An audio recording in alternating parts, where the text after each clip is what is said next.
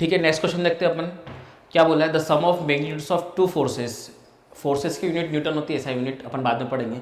Acting at a point is 18, मतलब दो forces दिए, मैंने मान लिया एक फोर्स है ए और एक फोर्स है बी, तो दोनों फोर्सेस का जो मैग्नीट्यूड है, सम का जो मैग्नीट्यूड है वो है, मतलब मैग्नीट्यूड का जो सम है वो है 18, ठीक है। And the magnitude of their resultant is 12, इन दोनों का जो रिजल्टेंट है उसका मैग्नीट्यूड आ रहा है 12। Now if the resultant is at 90 degree the smaller force, smaller में मान लेता हूं ये स्मॉलर है, ये स्मॉलर में मान लेता हूं और ये उससे बड़ा वाला है, ठीक है। तो रिजल्टेंट स्मॉलर से 90 डिग्री बना रहा है, तो मैंने स्मॉलर फोर्स को मैंने ये मान लिया, ठीक है। रिजल्टेंट क्या बना रहा है 90 degree with the smaller force, तो बट ऑब्वियस बी और ए में एंगल कितना बन रहा होगा, मोर देन 90, ठीक है। बी और ए में एंगल कितना बन रहा होगा, कितना बन रहा होगा, ठीक है। ए प्लस बी 18 है, बी जो रिजल्टेंट है वो कितना है 12 है। अब अपन ने पढ़ा था, जो अपन ने पढ़ा था उसको अपन डायरेक्टली यूज़ भी कर सकते हैं यहाँ पर, लेकिन जो अपन ने पढ़ा था मैं फिर से एक बार आपको बता दे रहा हूँ। यहाँ पर क्या पढ़ा था अपन ने, टेन अल्फ़ा, ये जो है बेटा ये अल्फ़ा है 90 डिग्री। मैं फिर से फॉर्मूला यूज़ नहीं करते हुए आपको पूरा बता रहा हूँ, बी साइन थीटा अपॉन, बहुत इंपॉर्टेंट क्वेश्चन है, A plus B cos theta, क्या हो गया 90 डिग्री, टेन 90 डिग्री कितना होता है इनफाइनाइट, ये क्या हो गया बी मतलब बी का मैग्नीट्यूड बी बोल दिया अभी बी, ठीक है, साइन थीटा अपॉन ए प्लस बी कॉस थीटा, ये इनफाइनाइट मतलब ये क्या होगा 0, तो ये 0 होगा तो उसको 0 लिख दिया, A plus B cos theta is equals to कितना हो गया 0, तो बी कॉस थीटा कितना हो जाएगा माइनस ए, और कॉस थीटा कितना होगा, यही पढ़ा था बेटा अपन ने माइनस ए बाई बी। फिर अपन ने बोला था रिजल्टेंट, क्या बोला था अपन ने, root over A square plus B square plus, सिर्फ आपके लिए कर रहा हूँ, फिर से रिवाइज कराने के लिए, कर चुका था मैं एक बार ही, ध्यान से देखना, A square plus B square plus 2ab cos theta is minus A by B, put कर दिया यहाँ पर, बी से बी कट गया, रिजल्टेंट देखना कितना आएगा B square minus of A square, ये रिजल्टेंट आ जाएगा। इज इट क्लियर किया, तो रिजल्टेंट कितना बोला था मेरे को 12 यहाँ पे मैंने पुट करा, तो 12 is equal to root over B square minus of A square, तो 12 का स्क्वायर कितना हो गया 144 बराबर B square minus of A square, 144 is equal to B minus A into formula लगा दिया B plus A square minus B square is A minus B into A plus B, और ये इक्वेशन नंबर 1 नाम दे दिया मैंने। Now from equation number 1 144 is equal to B minus A plus B की value कितनी है 18, तो 144 divided by 18 is equal to B minus A, it is 18 एट्जा, 18 एट्जा, बी माइनस ए की वैल्यू आ गई है 9, इसको दे दिया इक्वेशन नंबर 2। नाउ यहाँ पर कर देता हूँ मैं ऑन 1 प्लस 2, यहाँ इधर कर देते हैं ऑन 1 प्लस 2, इक्वेशन नंबर 1 और 2 को ऐड करना है, क्या है A plus B is equal to कितना होगा 18, ठीक है, बी माइनस ए है कितना है 8, दोनों को 8 किया, एक कट गया, 2b इज इक्वल टू कितना हो गया 26, बी इज इक्वल टू कितना हो गया 13, ठीक है, न्यूटन है ना, और ए कितना हो जाएगा आप जानते हैं, बी को 13 पुट करेंगे तो ए आ जाएगा 5 newton. These are our answers. Smaller force find करना था, स्मॉलर फोर्स इज 5 न्यूटन, तो इसको आप लिख लें में अच्छे से, सब चीज़ समझ में आ गई थी, इतना सब करने की ज़रूरत नहीं थी, अपन डायरेक्टली यहाँ से ये फॉर्मूला यूज़ कर सकते थे जो कि अपन पढ़ चुके थे, यहाँ से फिर आपका सॉल्यूशन पूरा वहाँ से हो गया, ठीक है, लिखो इसको।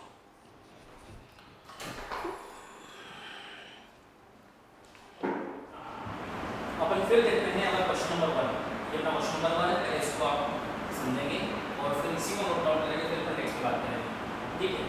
अपने पास दो फोर्सेस है F1 5 न्यूटन और F2 7 न्यूटन है, which of the following may be the resultant of this forces, तो कौन कौन से इसके रिजल्टेंट हो सकते हैं, तो मैंने एक चीज़ बताई थी रेंज ऑफ रिजल्टेंट, क्या बताया था आपको, range of resultant, the range of resultant is A difference B से लेकर a प्लस बी, तो यहाँ पर मैंने इसको a नाम दे दिया, इसको b नाम दे दिया, a डिफरेंस b कितना हो गया 2 न्यूटन, रिजल्टेंट दोनों का सम कितना हो गया 12 न्यूटन। तो इन दोनों का जो रिजल्टेंट है वो 2 न्यूटन भी हो सकता है क्योंकि इक्वल टू का साइन है, वो 12 न्यूटन भी हो सकता है और इन दोनों के बीच में भी हो सकता है। तो answer can be 2, can be 12 और can be any number between 2 and 12। तो it can be 2, it can be 12 और इट कैन बी 10 क्योंकि 10 में 2 और 2 इंग्लिश में आता है। यानी कि इसका जो आंसर अपन लगाएंगे, इसका जो आंसर अपन लगाएंगे ए बी सी डी, तो D all of the above. ठीक है, इस क्वेश्चन को इस तरीके से फिर से बोल सकते हैं, which of the following force may act on the body so that the resultant will become zero or the body will become equilibrium। तो आपको समझ में आ रहा है ये रिजल्टेंट ही वो फोर्स है जो कि इन दोनों फोर्सेस को नलिफाई कर सकता है प्रोवाइडेड कि इनके दोनों रिजल्टेंट के अपोजिट हो। इज इट क्लियर है? तो ये बात आपको समझ में आ गया पार्ट दो में। ठीक है, यानी कि अपने को एंगल नहीं पता है फिर भी अपन बता सकते हैं कि इनकी रेंज के हिसाब से कौन कौन रिजल्टेंट हो सकते हैं। एग्जैक्ट नहीं बता पाएंगे, हाँ 2 हो सकता है। 2 कब होगा आपको पता है? जब एंगल 180 डिग्री होगा। 12 कब होगा? जब एंगल 0 डिग्री होगा। और ऐसा कोई एंगल होगा जहाँ पर रिजल्टेंट 10 भी हो सकता है। इज इट क्लियर है? तो ये वाला अपने नोट डाउन करेंगे, ये उसको इरेज करने के बाद फिर अपने बात करेंगे। इज इट क्लियर है?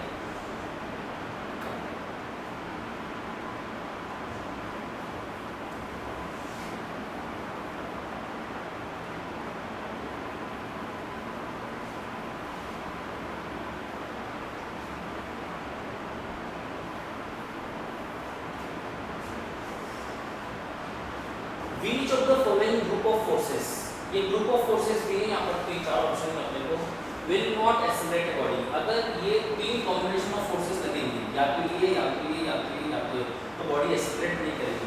बॉडी एक्सेलरेट कब नहीं करती? जब उसके ऊपर नेट फोर्स क्या होता है? जो फोर्स इक्वल टू ए में होता है। अगर एक्सेलरेशन 0 है तो फोर्स भी क्या होगा? 0। यानी कि अपने को नेट फोर्स 0 बताना है। नेट फोर्स 0 कब होगा? अभी फिर से अपन देखें, A difference B is equal to R A difference B और A प्लस B के बीच में रिजल्टेंट लाइन करना चाहिए। यानी कि इसमें से कोई 2 फोर्सेस A और B मान लो, तीसरा क्या मान लो? रिजल्टेंट। तो रिजल्टेंट ही क्या करेगा? इन दोनों को 0 बना देगा। यानी कि तीनों मिलके एक दूसरे की क्या बना देंगे? 0। कैसे? मान लो A इधर लग गया, मान लो A इधर लग गया, B इधर लग गया फॉर एग्जांपल, तो इन दोनों का रिजल्टेंट आ गया इधर। और जो तीसरा दिया हुआ C फोर्स है वो C लग गया इधर इधर, लेकिन C का जो वैल्यू है वो दूसरे की क्या है? बराबर, तभी 0 बनेगा। मतलब कि इन दोनों में से कोई एक रिजल्टेंट होना चाहिए एक दूसरे का, क्योंकि रिजल्टेंट ही वो फोर्स है जो कि इन दोनों को नलिफाई करेगी, इन दोनों को 0 बनाएगी, प्रोवाइडेड इन दोनों के रिजल्टेंट के वो क्या लग जाए? अपोजिट लग जाए ना। तो इनमें चेक कर लेते हैं। आप किसी को भी अपनी मर्जी के हिसाब से A B और R दे दो और देख लो ये रूल फॉलो हो रहा है क्या? ये रूल फॉलो हो रहा है। तो इन दोनों में से कोई एक रिजल्टेंट होगा इन दोनों का और वो बॉडी को इक्विलिब्रियम में लेके आएगा। नेट फोर्स क्या हो जाएगा? 0, यानी कि एक्सेलरेशन क्या हो जाएगा? 0। सर आपने इन दोनों को क्यों माना? बेटा बाकी ऑप्शन में कुछ और चेंज करके देख लेंगे। अभी इसको A, इसको B और इसको R मान के देख लो। तो इसको A B माना तो डिफरेंस कितना हो रहा है? 5। फटाफट देखो रिजल्टेंट कितना है? 12 और इन दोनों का सम कितना हो रहा है? 15। तो यहाँ पर ये रूल फॉलो हो रहा है। 5 से बड़ा 12, 12 से बड़ा 15। ये बात सही है। मतलब कि each of the following group of forces will not accelerate a body। Body को एक्सेलरेट नहीं करेंगे। बॉडी को एक्सेलरेट कब नहीं करेंगे? जब नेट फोर्स क्या होगा? 0। और यहाँ पे नेट फोर्स 0 आ सकता है A और B के रिजल्टेंट के अपोजिट ये फोर्स लग जाए। इज इट क्लियर है? तो ये ऑप्शन चाहिए। इसमें चेक करते हैं। सर इसको A मान लो, इसको B मान लो, इसको R मान लो। चलो मान लो, कोई दिक्कत नहीं है। इसमें भी आप चेंज करके देख सकते हैं। किसी को भी A B और R मान आंसर कोई फर्क नहीं पड़ेगा। वो रूल ओबे एक बार कर रहा है तो वो हर बार किसी को भी A B और R मानने पे करेगा। इज इट क्लियर है? ना हाँ, इन दोनों का डिफरेंस कितना हो गया? 11। इन दोनों का सम इन दोनों का क्या 11 और 1 कितना हो गया? 10। और इन दोनों का आगे देखने की जरूरत नहीं है, फिर मुझे पर आगे देख लो। A और B का सम कितना हो गया? 21। ये रूल फॉलो नहीं कर रहा, यहाँ पर ये रूल क्या हो गया? गलत हो गया है, तो ये आंसर नहीं हो सकता। सर कोई भी चेंज करके देखो, अगर एक बार रूल फॉलो नहीं करेगा तो किसी को भी A B और R दोनों रूल फॉलो नहीं करेगा ना। नेक्स्ट सर अब मैं इसको A B और इसको R मान के देख लो, तो इसमें क्या होगा? A डिफरेंस B 10, रिजल्टेंट कितना हो गया 8, ये रूल फॉलो नहीं कर रहा है, आगे देखो फिर कितना होगा 28, ये फॉलो नहीं कर रहा है, मतलब ये आंसर नहीं होगा। ठीक है, इसी को भी ये और आता है डिफरेंट, एक बार अगर फॉलो नहीं करता तो फिर नहीं करता, फिर सब नोटिस से मान ये होगा, तो ये दोनों का डिफरेंस कितना होगा 2, रिजल्टेंट कितना होगा 15, दोनों का सम कितना होगा 12, यहाँ पर फॉलो नहीं कर रहा है। ठीक है, तो ये आंसर होगा, इसमें रूल फॉलो कर रहा है और ये बॉडी को इक्विलिब्रियम में लेके ये नंबर ऑफ फोर्सेस अगर लगेंगे तो बॉडी इक्विलिब्रियम में आ जाएगी। ये क्वेश्चन सॉल्व होगा। ठीक है, इसको इस तरीके से नोट डाउन करके ये रूल अपन ने लगाया है। ठीक है, ठीक, इसको नोट डाउन करेंगे, आप पॉज कर लीजिएगा, इसको इधर देखो, यहाँ पर देखो 3 forces 9, 12 and 15 Newton acting at a point are in equilibrium. The angle between 9 and 15 Newton is, क्या बोला है कि 3 फोर्सेस लग रहे हैं 9, 12 and 15, इसी बॉडी पे क्या हो रहा है एक्ट हो रहा है और बॉडी किसमें है इक्विलिब्रियम में। हाँ, होगी इन दोनों में से एक क्या होगा रिजल्टेंट होगा, तो angle between 9 Newton and 15 Newton का है। तो देखते हैं भाई 9 और 15 न्यूटन का चेक करते हैं। ठीक है, हाँ 3 फोर्सेस है, किसी को भी आप ए मान लो, किसी को बी मान लो, किसी को 8 मान लो, मैंने क्या माना इसको 9 मान लिया, इसको 12 मान लिया, इसको 15 मान लिया। ठीक है, तो रूल फॉलो कर रहा है नहीं कर रहा है, रूल फॉलो चेक कर लेते हैं। ये ए डिफरेंस भी कितना आ गया, ए डिफरेंस भी कितना आ गया 3, ये रिजल्ट भी कितना आ गया 15 और ए का सम कितना आ गया 21, यानी फॉलो तो कर रहा है, फॉलो करेगा वो तो बोल भी दिया, फॉलो करेगा करता रहेगा, इससे क्रॉस चेक कर दिया, इसे क्लियर है ना। अब अपन ने क्या मान लिया कि ये ए वेक्टर है और ये क्या है रिजल्टेंट है, ये ए और रिजल्टेंट है, इंग्लिश में एंगल निकालना है, तो क्या फॉर्मूला होता है tan अल्फा, आपको याद हो रहा होगा, ये होता था ए वेक्टर, ये होता था बी वेक्टर, ये होता था रिजल्टेंट वेक्टर, इसी को बोला जाता था अल्फा और इसको बोला जाता था थीटा। Is it clear? ऐसे निकाला था मैंने, तो क्या करा था tan alpha is equal to b sin theta upon a plus b cos theta. ठीक है, पर यहाँ पर कुछ भी कर सर थीटा हमको नहीं पता, बट आपने एक चीज पता है रिजल्टेंट बराबर कितना हो रहा है, रिजल्टेंट बराबर क्या हो रहा है a square plus b square plus 2ab cos theta, दिख रहा होगा आपने को। ठीक, रिजल्टेंट कितना है 15 इज इक्वल टू 15 का 15 is equal to root over ये कितना हो जाएगा 81 प्लस ये कितना हो जाएगा 144 plus 2 into it is 9 into 9 into what is 12 into cos theta. Is it clear? 15 का स्क्वायर कितना होगा 225 इज इक्वल टू, इसको सम करेंगे अपन तो 144 415 8 415 8 4 12 81 100 is also 225 144 81 415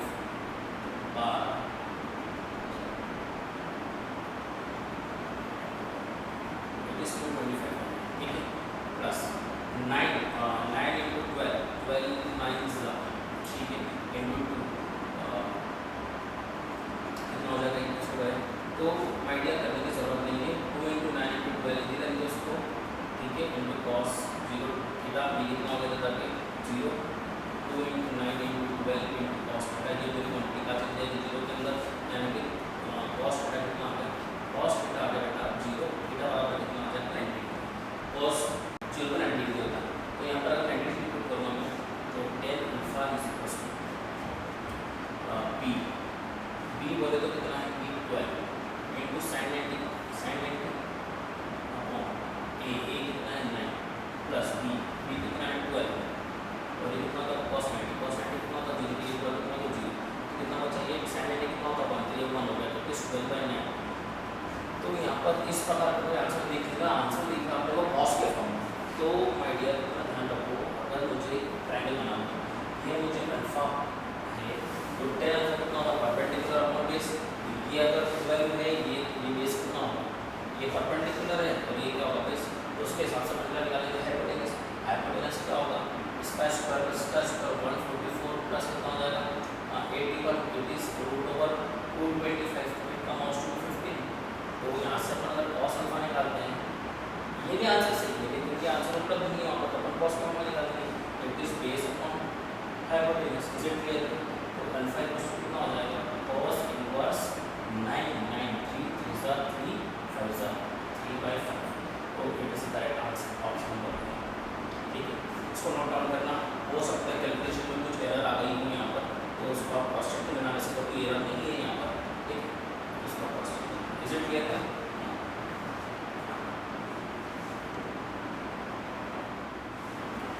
इसमें एक चीज देखना है, एक चीज बोला है यहाँ पे इक्विलिब्रियम पे, ये फोर्सेस इक्विलिब्रियम पे कब होगा ध्यान से देखने की जरूरत है।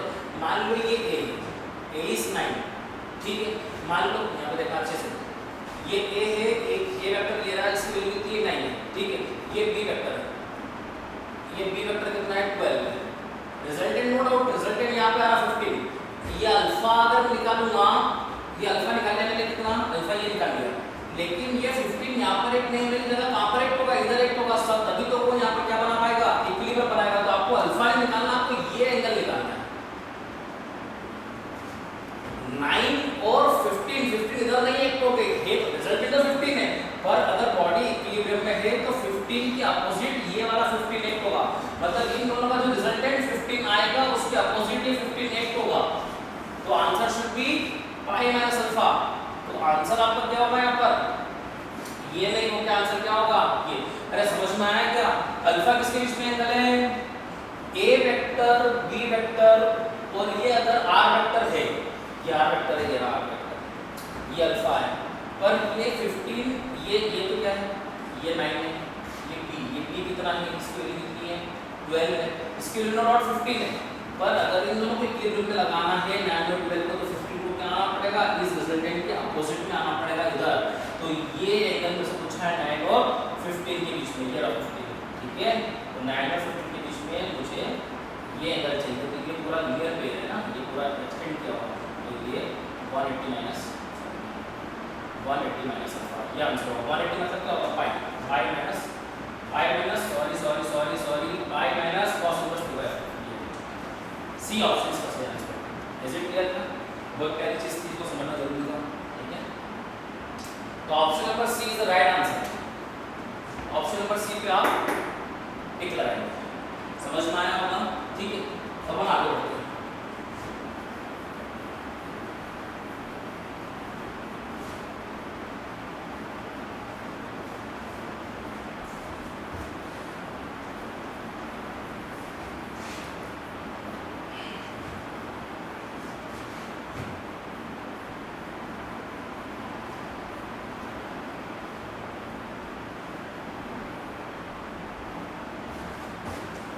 वेक्टर सबट्रैक्शन देखते हैं।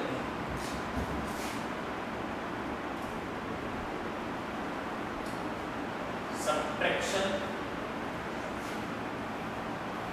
ऑफ वेक्टर्स देखते हैं इसको। अपन ने क्या पढ़ा था, ए वेक्टर प्लस बी वेक्टर को क्या बोलते हैं मैंने, रिजल्टेंट। मैंने अगर रिजल्टेंट बोला है तो बाय डिफॉल्ट आप मान लीजिए कि रिजल्टेंट किसका है, एडिशन का। अगर मैंने रिजल्टेंट ऑफ सबट्रैक्शन बोल दिया, सबट्रैक्शन अगर मैंने बोल दिया, तो it is A vector plus of क्या हो जाएगा, माइनस बी वेक्टर, यानी कि कुछ नहीं करना है अपना। ये पैरेललोग्राम में ये ए वेक्टर था, ये क्या था, बी वेक्टर था, इज इट क्लियर क्या। इसको पैरेलल यहां शिफ्ट किया था मैंने, ये बी वेक्टर हो गया, ये क्या हो गया आपका आगे ए वेक्टर, इनमें कुछ एंगल थीटा है, ये क्या हो गया था आपका रिजल्टेंट, ये एंगल क्या आ गया था आपका अल्फा। इज इट क्लियर क्या ना। तो यहाँ पे मेरे को a प्लस बी नहीं चाहिए, ये तो क्या था a vector plus b vector, पर मुझे यहाँ पे क्या चाहिए, a vector plus of minus b। तो यहाँ पे b को अपोजिट लेके आऊंगा, तो ये क्या बन जाएगा माइनस b। तो ट्रायंगल के हिसाब से क्या बोलते थे, अगर दो वेक्टर सेम ऑर्डर में है, देखो दोनों का ऑर्डर सेम है, तो ये जो आएगा वो ऑर्डर का अपोजिट होगा, और ये हो जाएगा a vector plus of minus b vector, which is nothing but resultant of there subtraction, that is a vector minus b। Is it clear. फिर इसको पहले यहां शिफ्ट कर दीजिए, कितना हो गया माइनस b वेक्टर, ठीक है। तो यहां पे जो रिजल्टेंट आता था एडिशन का, वो कितना आता था, √a² + b² + 2ab cos theta. देखो मैंने यहाँ पे क्या किया है, माइनस b को इधर लेके आ गया, यहाँ पर a और b क्या लेंथ तो नेगेटिव होती नहीं है, माइनस का बता रहा है, डायरेक्शन जस्ट ऑपोजिट हो गया है। तो रिजल्टेंट ऑफ ये एडिशन था, रिजल्टेंट ऑफ सबट्रैक्शन निकालना है, तो a और b में तो कोई फर्क नहीं पड़ेगा, a² + b², लेंथ चेंज की क्या मैंने, नहीं 2ab। मैंने क्या चेंज किया, मैं a + b के तरफ देख रहा था, a और b के बीच का एंगल, अब मैं यहाँ पर a + (-b) में इनके बीच का एंगल देखूंगा। इनके बीच में जो एंगल था वो एंगल कितना था, इनके बीच में जो एंगल था वो एंगल था थीटा डिग्री। इन दोनों में जो एंगल आएगा वो एंगल अब निकालना है। इन दोनों में जो एंगल आ रहा है वो एंगल क्या आएगा वो देखते हैं। तो ये अगर थीटा है तो ये पूरा 180 क्लियर में कितना हो जाएगा 180 माइनस थीटा। तो सिर्फ एंगल चेंज हुआ है ए और बी में, तो it is cos 180 minus theta. आपको मैंने आज ही बताया था resultant of subtraction, that is क्या बताया था मैंने, cos 180 माइनस थीटा को दिखाया था मैंने आपको a square plus b square plus 2ab। 180 पे नो चेंज, cos का cos, लेकिन 180 ये होता है 180 में कोई भी चीज घटेगी तो कहाँ पर आएगी सेकंड क्वाड्रेंट में, और सेकंड क्वाड्रेंट में cos का होता नेगेटिव, यहाँ पर क्या आ जाएगा नेगेटिव थीटा का एज इट इज। ये रिजल्टेंट ऑफ सब्ट्रैक्शन का क्या बन जाएगा फॉर्मूला, ये रिजल्टेंट ऑफ सब्ट्रैक्शन आएगा। अब यहाँ पे अगर मैं n यहाँ पर मैं इसकी बात करूँ, ये मैं बोल देता हूँ बीटा, रिजल्टेंट ऑफ सब्ट्रैक्शन का इससे एंगल a वेक्टर से, तो tan beta. What is beta? Beta is an angle between resultant of subtraction with a vector. तो ये अगर निकालूंगा तो बेटा tan अल्फा क्या हुआ करता था, tan अल्फा एडिशन का हुआ करता था। इस फॉर्मूले में क्या था b sin theta upon a plus b cos theta. ये किसमें हुआ करता था एडिशन के अंदर,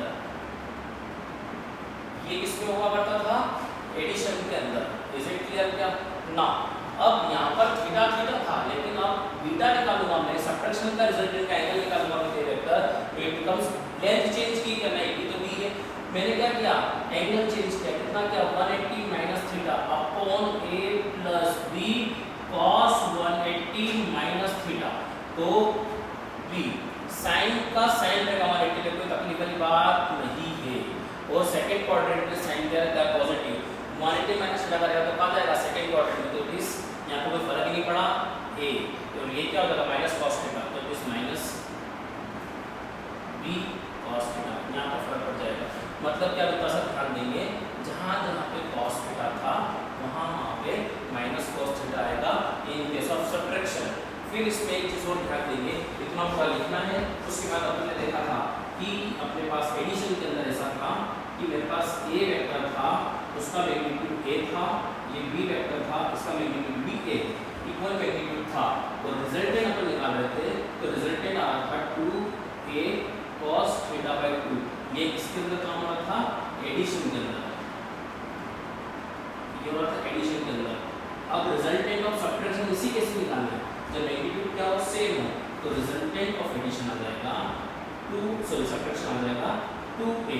लेंथ चेंज करेगा क्या नहीं, क्या चेंज होगा एंगल, तो it is cos, it is theta की जगह क्या आ जाएगा 180 माइनस थीटा बाय 2।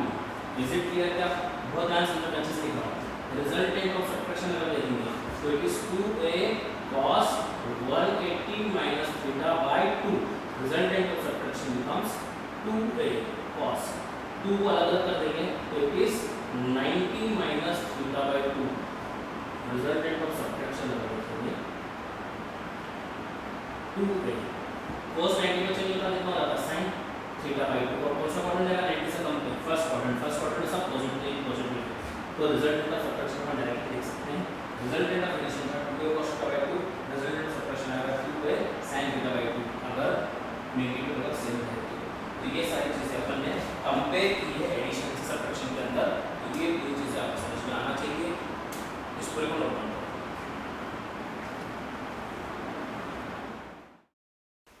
इसमें एक चीज बता देता हूँ मैं आप लोगों को, ये जो r लिखा है एडिशन का, इसको अपन ऐसा लिख सकते हैं a प्लस b का मॉड, और इसको अपन यहाँ पे ये भी लिख सकते हैं सब्ट्रैक्शन के अंदर, it is a vector minus b vector का मॉड। आपको यहाँ पे r को अपन r लिखा अपन ने फॉर्मूला ये लिखा अपन ने a square plus b square plus 2ab cos theta. ये r क्या है मैग्नीट्यूड ऑफ r वेक्टर, और r वेक्टर का मैग्नीट्यूड है ये, और r वेक्टर की वैल्यू कितनी है a vector plus b vector. मतलब कहीं भी ये लिखा हुआ मिल जाए, मतलब समझ लो it is a resultant, it is magnitude of the resultant, ठीक है एडिशन का, और ये क्या है सब्ट्रैक्शन का रिजल्टेंट का मैग्नीट्यूड है। इज इट क्लियर क्या?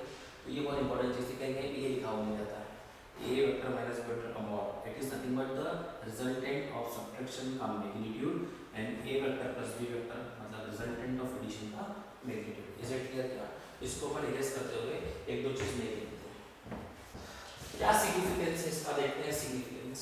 देखो ये ए वेक्टर था पैरेललोग्राम के अंदर, ये क्या था, बी वेक्टर था, ये क्या हो गया बेटा, ए वेक्टर प्लस बी वेक्टर मतलब resultant.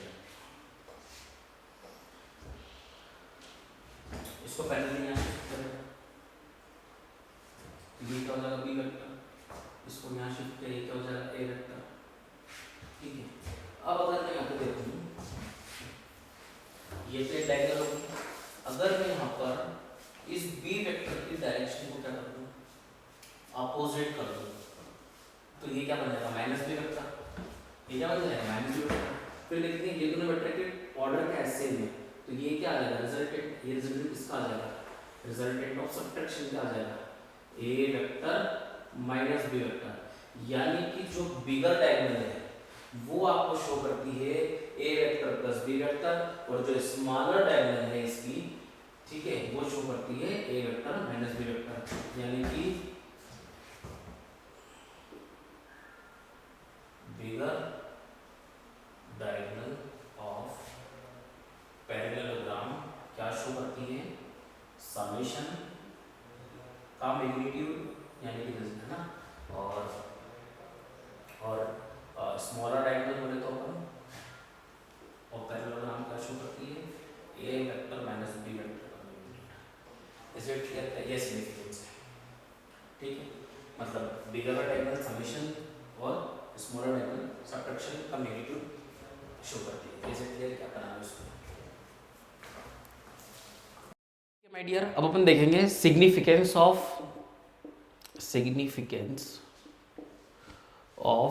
Vector addition and subtraction. ठीक है, यहाँ थोड़ा ध्यान से देखने की ज़रूरत है। अगर मैंने एक पैरेललोग्राम बनाया, ये ए वेक्टर है, ये बी वेक्टर है, तो ये रिजल्टेंट हो गया, है ना। रिजल्टेंट क्या हो गया, A vector plus B vector, इसको पैरेलली यहाँ शिफ्ट किया, ये कितना हो गया बी वेक्टर, इसको पैरेलली यहाँ शिफ्ट किया, ये हो गया ए वेक्टर। ठीक है, अगर यहाँ पे थोड़ा सा मैं ध्यान दूँ, ये बी वेक्टर है ना, तो यहाँ पे अगर देखूँ मैं ये और ये दोनों सेम ऑर्डर में है, तो ये क्या हो गया एडिशन हो गया इन दोनों का। अब इसमें से मैं इसको क्या लेके आता हूँ, ऑर्डर के अपोजिट इधर लेके आता हूँ थोड़ा सा, तो ये क्या हो जाएगा माइनस बी वेक्टर, डायरेक्शन क्या कर दी मैंने चेंज। तो इसका तो देख लिया मैंने, ये दोनों सेम ऑर्डर में है, उसके हिसाब से ये डायगोनल क्या हो गई, रिजल्टेंट हो गई एडिशन की। अब यहाँ पे देखो ये दोनों अब सेम ऑर्डर में है, इन दोनों का सम क्या होगा A vector minus B vector. तो पैरेललोग्राम में जो बिगर डायगोनल है,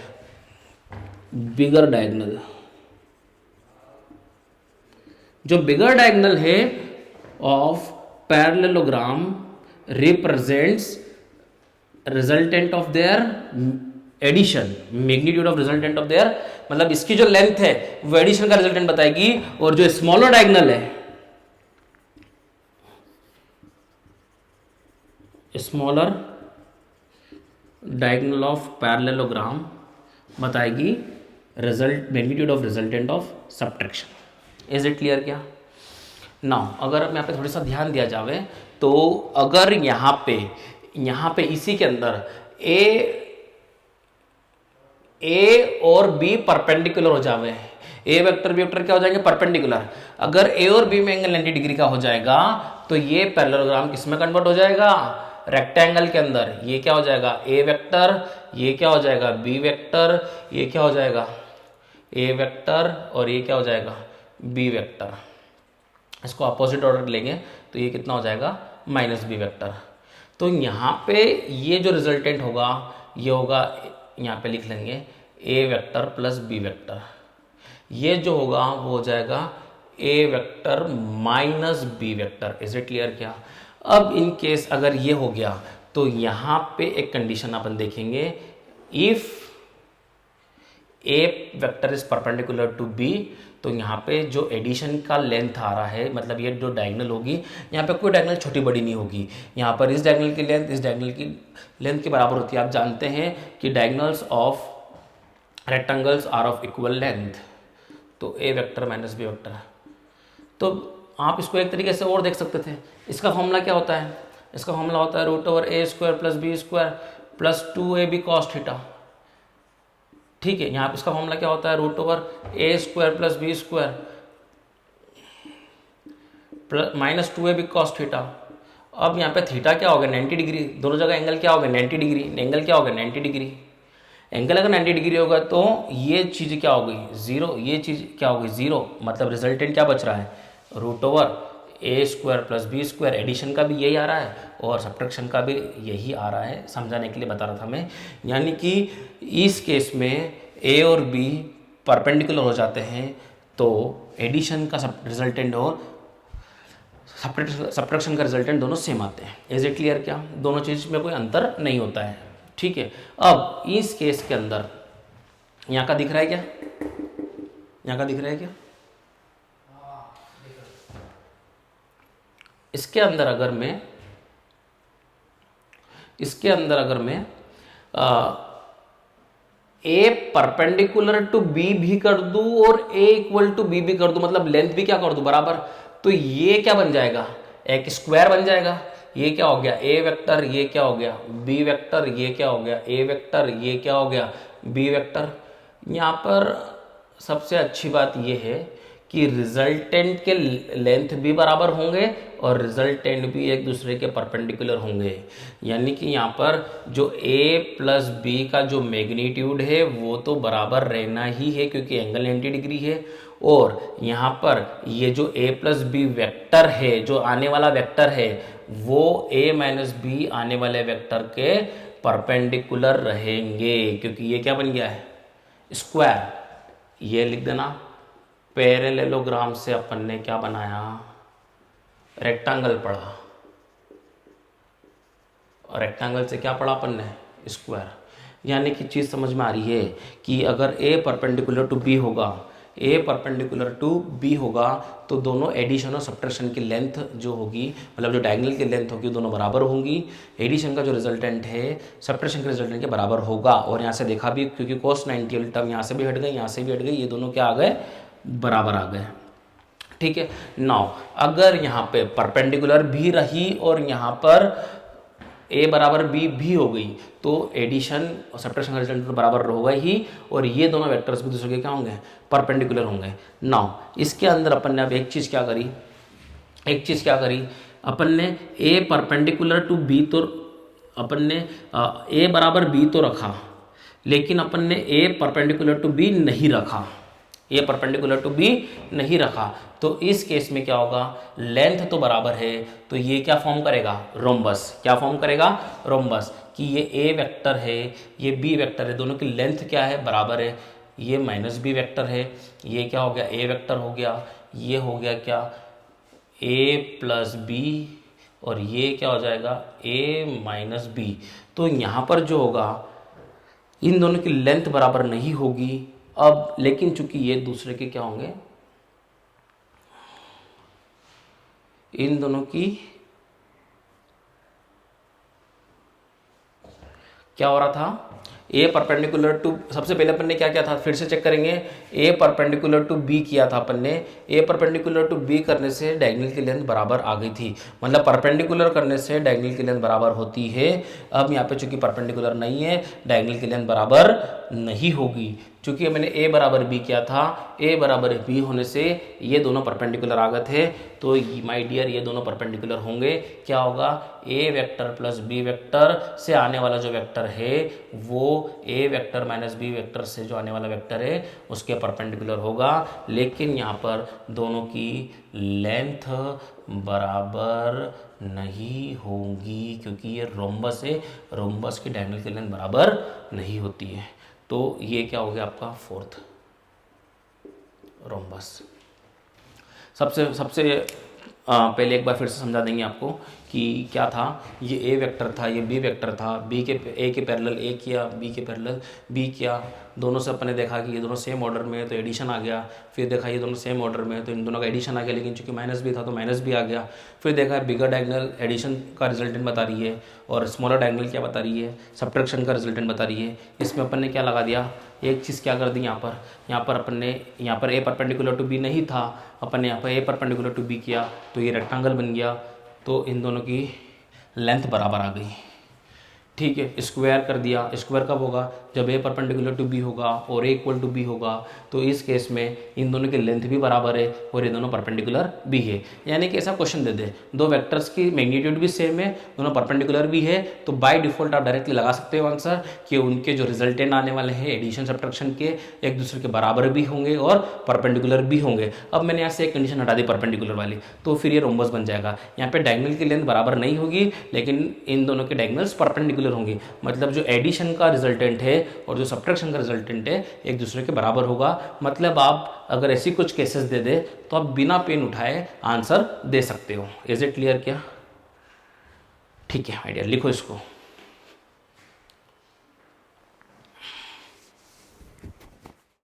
सम क्वेश्चंस विद अस। क्या क्वेश्चन दिया है अपने को, in figure particle is moving in a circle of radius R. एक सर्कल है, पार्टिकल मूव कर रहा है जिसका सेंटर ओ है। स्पीड जो है पार्टिकल की वो कांस्टेंट है, मतलब स्पीड चेंज नहीं होगी।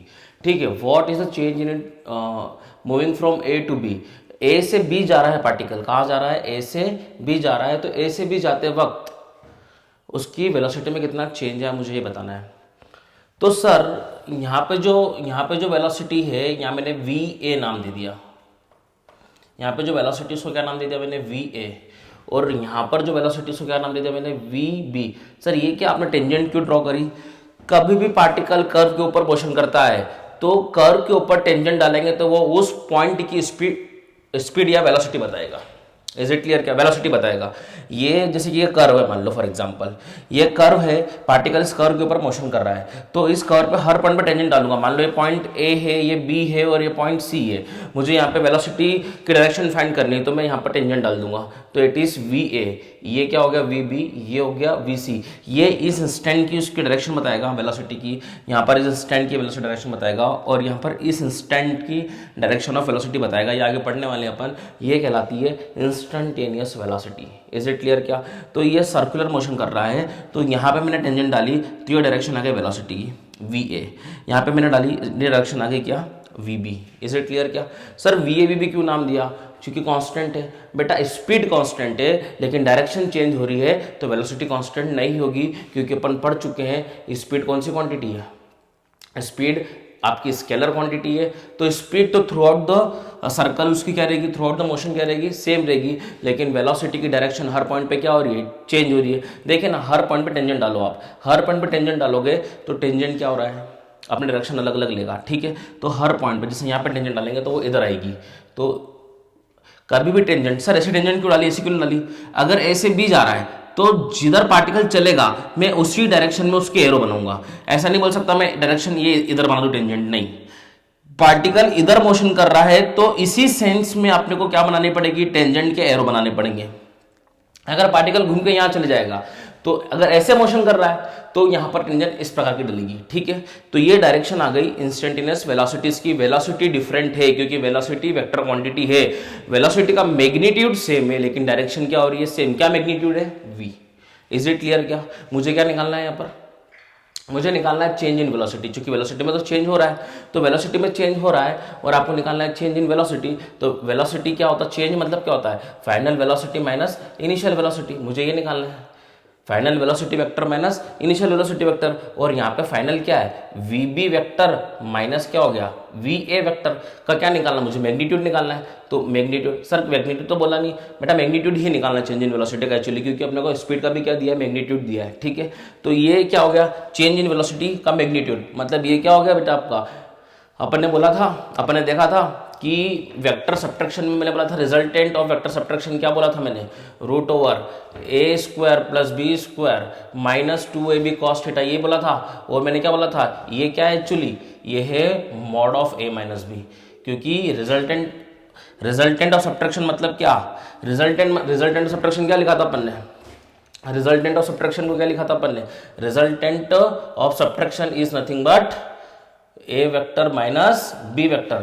तो ये क्या है उसका मॉड, तो यहाँ पे क्या लिखेंगे, magnitude of A vector minus B vector. Is it clear क्या, तो यहाँ पर क्या मुझे वही निकालना है, यहाँ पर क्या मुझे यही निकालना है, वी बी माइनस वी है, तो इसको मैंने क्या बोल दिया, वी बी माइनस वी है, तो फॉर्मूला क्या बन जाएगा अपना, फॉर्मूला बन जाएगा क्या अपना, यहाँ पर क्या हो जाएगा, V B square plus V A square minus 2 V B into V A cos theta, where theta is an angle between, यहाँ पर थीटा क्या था, theta is an angle between A and B vector, यहाँ पर theta कौन सा angle होगा, theta between V B and V A. Is it clear क्या, थीटा किसके बीच में एंगल होगा, वी बी एंड वी ए।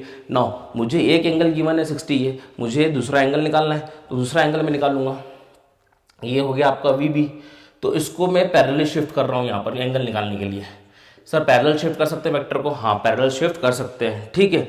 तो अब मैं निकालता हूँ, तो आप लोग सब जानते हैं ये एंगल अगर 60 डिग्री है तो ये एंगल भी कितना होगा 60 डिग्री, अल्टरनेट इंटीरियर, अरे बोलो बात समझ में आ रही है क्या, ये एंगल अगर 60 है तो ये एंगल भी 60 होगा, ठीक है।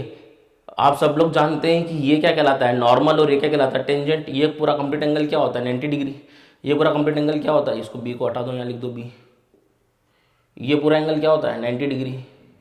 इज इट क्लियर क्या, ये पूरा एंगल 90 डिग्री है, 60 है, तो ये एंगल कितना होगा 30 डिग्री, ये 30 डिग्री हो गया, अरे हाँ है ना, ये वर्टिकल और ये हॉरिजॉन्टल लाइन दोनों में एंगल कितना होगा 90 फिर से, तो ये एंगल कितना हो गया 60 डिग्री, मतलब angle between V B and V A becomes now 60 degree. सबको समझ में आया क्या, देखो क्या किया, मुझे वी बी और वी ए में एंगल चाहिए था, तो मैंने वी ए को पैरेलल यहाँ शिफ्ट किया, फिर ये 60 था, मैंने एक वर्टिकल लाइन ड्रॉ करी, ये 60 है तो ये 60 होगा वर्टिकली अपर, सॉरी अल्टरनेट इंटीरियर। अब ये क्या है नॉर्मल, ये क्या है टेंजेंट, ये पूरा 90 होता है, टेंजेंट नॉर्मल और ऑलवेज परपेंडिकुलर, तो ये अगर 60 है तो ये कितना होगा 30, ये वर्टिकल लाइन ये हॉरिजॉन्टल लाइन पूरा कितना होगा 90, ये 90 है, ये 30 हो गया, तो ये कितना होगा 60, मतलब वी ए और वी बी में एंगल कितना हो गया 60 डिग्री। एक प्रॉपर्टी आपने शायद पढ़ी भी होगी, दो नॉर्मल्स के बीच में अगर 60 डिग्री एंगल है तो उनके ऊपर डलने वाली टेंजेंट्स के बीच में भी एंगल सेम रहेगा, जो एंगल यहां रहेगा वो एंगल उनकी टेंजेंट्स में भी रहेगा।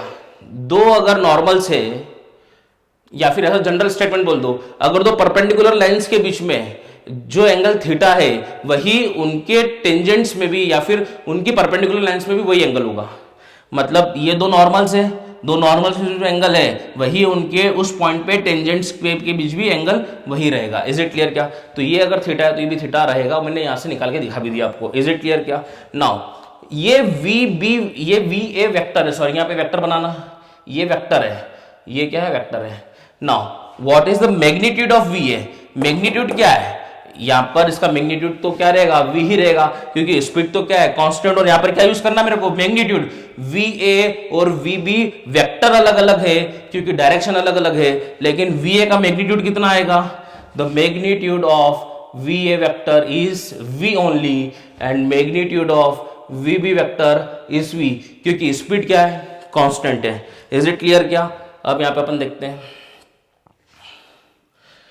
वी बी की वैल्यू कितनी, V square plus V square minus 2v into V square cos 60 degree, ये कितना हो गया 2v square minus 2v square cos 60 कितना हो गया 1/2, 2 से 2 कट गया, कितना बचा 2v square minus V square come out to be v, मतलब फाइनल आंसर क्या है अपना change in velocity, final velocity minus initial velocity, इसी को बोलते हैं अपन क्या चेंज इन वेलोसिटी। तो आपने चेंज इन वेलोसिटी निकाल लिया। फाइनल यहाँ पे क्या था पॉइंट बी, क्योंकि मैं ए से बी पे जा रहा, ए क्या है इनिशियल है और बी क्या है फाइनल है, ठीक है। आपको समझ में आया होगा पूरा ये, यानी कि आपको ये समझ में आएगा कि स्पीड और वेलोसिटी में क्या अंतर है। स्पीड एक स्केलर क्वांटिटी है और ये एक वेक्टर है। कभी भी चेंज इन वेलोसिटी बोल दे, आप ये मत देख लेना कि स्पीड कांस्टेंट है तो वेलोसिटी भी कांस्टेंट होगी, नहीं, स्पीड कांस्टेंट है क्योंकि वो सिर्फ मैग्नीट्यूड पे डिपेंड करती है, लेकिन वेलोसिटी एक वेक्टर क्वांटिटी है, वो डायरेक्शन और मैग्नीट्यूड दोनों पे डिपेंड करती है। मैग्नीट्यूड भले ही कांस्टेंट है लेकिन ये वेक्टर और ये वेक्टर दोनों अलग अलग है। तो फिर अपने को चेंज इन वेलोसिटी निकालना था। चेंज इन वेलोसिटी होता है final velocity minus initial velocity, अपन पढ़ेंगे आगे, ठीक है।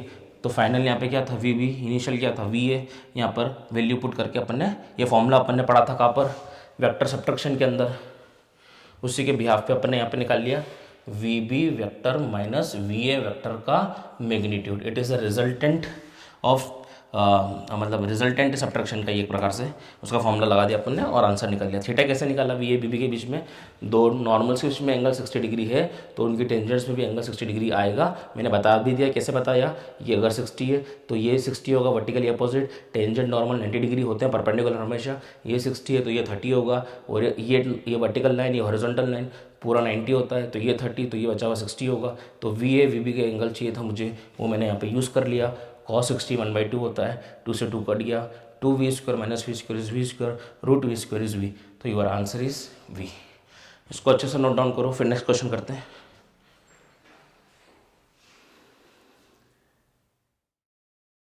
नाउ ये वाला क्वेश्चन देखो क्या बोला है। If the sum of two unit vectors is a unit vector, दो यूनिट वेक्टर का सम, मान लो एक यूनिट वेक्टर है कितना अपना, अपन मान लेते यूनिट वेक्टर n1 कैप, आपको पता है कैप से शो करते यूनिट वेक्टर को। अगला यूनिट वेक्टर मैंने मान लिया क्या, n2 कैप। तो इन दोनों का जो सम है वो एक क्या आ रहा है, एक नया यूनिट वेक्टर, उसको मैं सम है तो मैं उसको ns बोल देता हूं, s स्टैंड्स फॉर सम। तो दो यूनिट वेक्टर का सम एक यूनिट वेक्टर आ रहा है। Then find the magnitude of difference of this two unit vectors.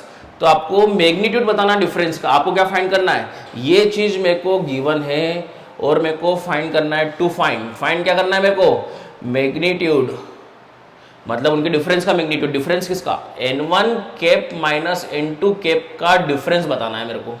यानी कि क्या हो गया, ये वेक्टर सब्ट्रैक्शन का मैग्नीट्यूड बताना है। मतलब ये क्या है, रिजल्टेंट ऑफ सब्ट्रैक्शन बताना है मेरे को। तो पहले तो ये देखता हूं मैं, मेरे को ये पता है कि दो यूनिट वेक्टर का सम एक यूनिट वेक्टर बता रहा, मतलब इन दोनों का जो रिजल्टेंट है एडिशन का वो ये है। यानी कि मैं फॉर्मूला लगाता हूं, रिजल्टेंट ऑफ एडिशन का फॉर्मूला लगाता हूं, root over a² plus b² plus 2ab cos theta formula लगा रहा हूं मैं। और यहां पे जो रिजल्टेंट मिल रहा है वो भी क्या मिल रहा है, एक यूनिट वेक्टर। यहां पे क्या पुट करना है मेरे को, रिजल्टेंट का मैग्नीट्यूड। और रिजल्टेंट मेरा क्या है, ns कैप, मतलब इसका जो मैग्नीट्यूड है वो कितना है, 1। तो रिजल्टेंट जो आ रहा है उसका मैग्नीट्यूड 1 है।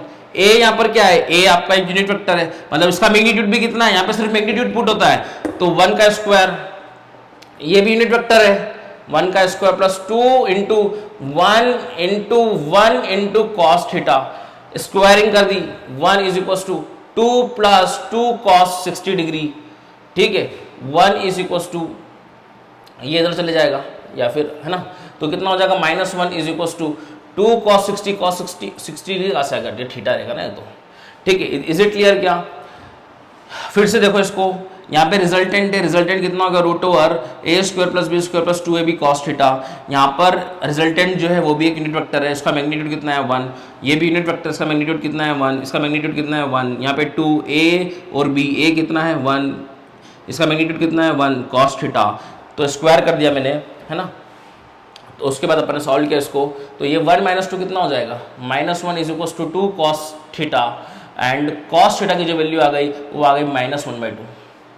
-1/2 कौन से क्वाड्रेंट में, फर्स्ट क्वाड्रेंट में तो ऑल पॉजिटिव रहते हैं, सेकंड क्वाड्रेंट की वैल्यू होगी ये, सेकंड क्वाड्रेंट की वैल्यू होगी।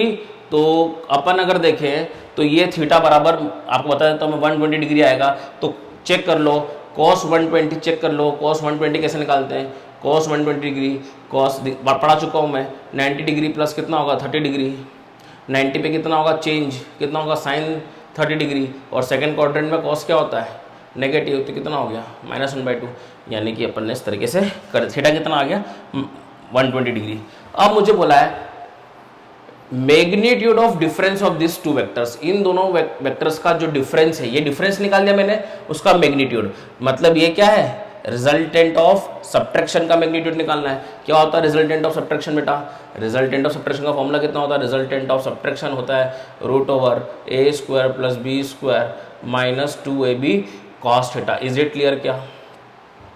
रिजल्टेंट ऑफ सब्ट्रैक्शन निकालना था मैं, उसको क्या लिखूंगा मैं, n1 cap minus n2 cap का magnitude is equal to root over, दोनों के मैग्नीट्यूड्स कितने हैं, 1² plus 1² minus 2 into 1 into 1 into cos theta. निकाल चुके हैं क्या? ये जो गिवन डेटा था वो थीटा निकालने के लिए था अपने पास।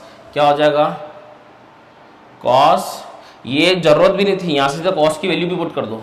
कॉस की वैल्यू कितनी है, -1/2। इज इट क्लियर क्या?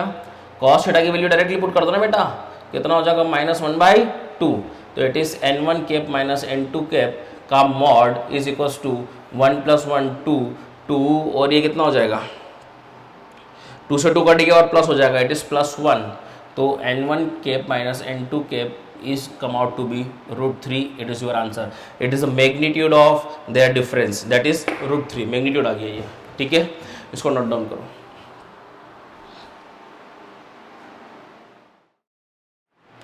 नाउ नेक्स्ट हेडिंग है अपनी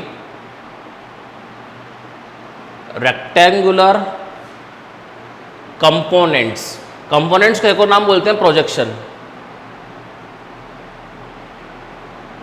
रेक्टेंगुलर कंपोनेंट्स और projection of a vector in 2D। अभी 2D की बात करेंगे, 2D मतलब एक प्लेन के अंदर बात करेंगे अपन, 3D की बात नहीं करेंगे, 2D की बात करेंगे। तो rectangular components of a vector in 2D की बात करेंगे। तो मान लो ये क्या x एक्सिस है और ये क्या है y एक्सिस है। मान लो मेरे पास ये एक वेक्टर है, कैसा, ये मेरे पास क्या हो गई x एक्सिस हो गई, ये क्या हो गई y एक्सिस हो गई, ये एक प्लेन है। ये वेक्टर ऐसे नहीं है, ऐसे होगा तो ये 3D हो जाएगा, ये वेक्टर इस प्रकार से इधर है। इज इट क्लियर क्या? तो ये इसके प्लेन के अंदर ही है, तो अपन ने क्या बोल दिया, rectangular component of a vector in 2D। इस 2D के अंदर इसके कितने कंपोनेंट होंगे? कंपोनेंट मतलब क्या सर, मान लो फॉर एग्जाम्पल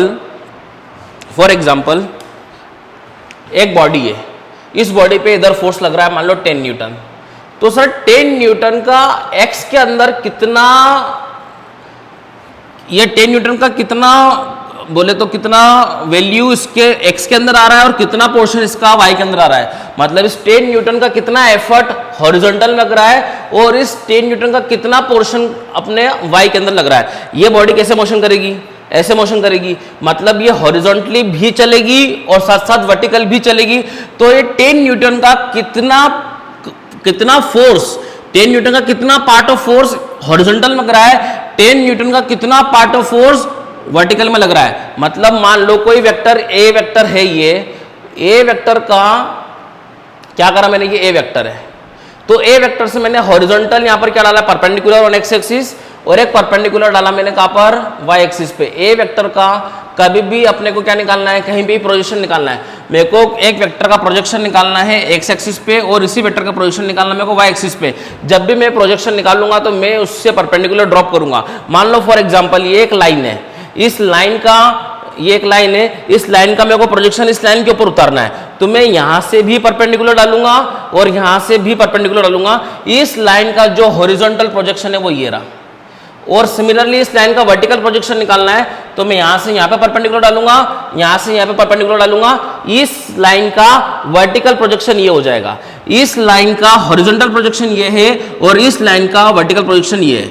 अब मेरे को इस वेक्टर का, ये वेक्टर एक्स एक्सिस ओरिजिन से स्टार्ट हुआ है, तो अगर ये ओरिजिन से स्टार्ट नहीं होता, ये ऐसे होता और ये एक्स एक्सिस होती, तो मेरे को इसका हॉरिजॉन्टल कंपोनेंट निकालना है, तो मैं यहां से भी परपेंडिकुलर डालता और यहां से भी परपेंडिकुलर डालता।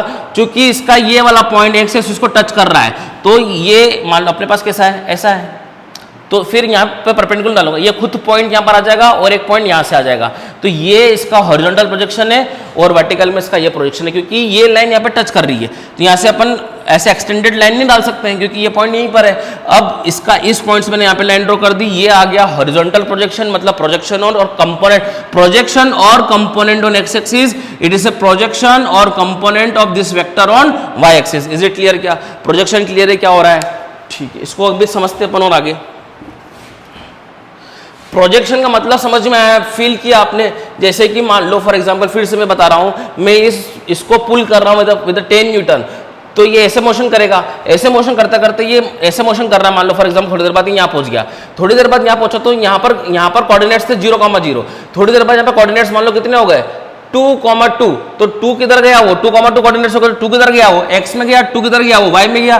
तो इस फोर्स ने x में इसको आगे बढ़ाने में कितनी मदद करी और इस फोर्स ने इसको वर्टिकल में पहुंचाने में कितनी मदद करी? तो क्या 10 न्यूटन ने मदद करी? यहाँ पर 10 तो पूरे मिला के 10 का कुछ पोर्शन यहां पर, मान लो x पोर्शन यहां पर काम आ रहा है और यहां पर 10 - x पोर्शन यहां पर काम आ रहा है।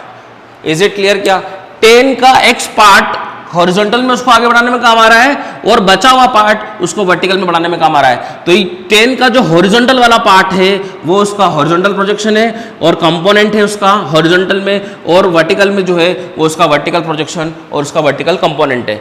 तो मैंने मान लिया ये एंगल क्या है, थीटा है, और ये वेक्टर ए है। तो जो उसका हॉरिजॉन्टल में होगा उस कंपोनेंट को अपन नाम देंगे ए एक्स, और जो वर्टिकल में होगा उसको अपन नाम देंगे ए वाई। इज इट क्लियर क्या? तो अपन ने देखा यहाँ पर कि मुझे हॉरिजॉन्टल निकालना है यहाँ पर, तो मैंने यहाँ पे क्या किया, राइट एंगल ट्रायंगल है, इसके अंदर इसको अपन ने नाम दे दिया ओ पी क्यू। तो एक राइट एंगल ट्रायंगल है मेरे पास ओ पी क्यू, तो क्या हो जाएगा यहाँ पर, मैं अगर यहाँ पे लगा दूंगा कॉस थीटा, कॉस थीटा अगर मैंने यहाँ पे लगा दिया, क्या लगा दिया, कॉस थीटा, क्या होगा, बेस अपॉन हाइपोटेनियस, बेस कितना होगा ओ क्यू और हाइपोटेनियस कितना होगा ओ पी। तो कॉस थीटा मेरे को क्या निकालना है, प्रोजेक्शन क्या निकालना, ओ क्यू निकालना है। ओ क्यू कितना हो जाएगा ए एक्स, ये एक्स इसके नीचे लिखा हुआ है सबस्क्रिप्ट में, ये ए एक्स क्या बता रहा है, इसका एक्स कंपोनेंट ए वेक्टर का एक्स कंपोनेंट और ए वेक्टर का Y component. Is it clear क्या? नाउ कॉस थीटा ये क्या ओ क्यू को मैंने क्या लिख दिया ए एक्स, जो कि मेरे को निकालना है, और ओ पी इसका लेंथ क्या होगा, इसका मैग्नीट्यूड कितना होगा ए। तो ए एक्स की जो वैल्यू है वो कितनी आ गई, ए कॉस थीटा।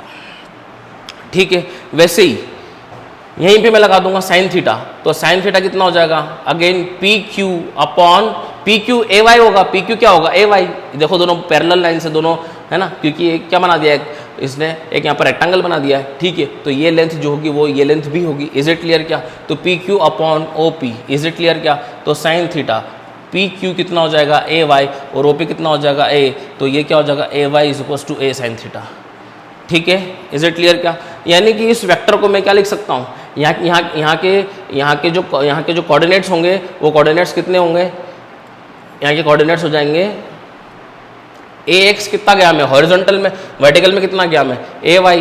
तो मैंने आपको एक बार पोजीशन वेक्टर लिखते बताया था, कैसे लिखते हैं, A vector is equals to origin से स्टार्ट हो रहा है तो it is A x I cap plus A Y J cap.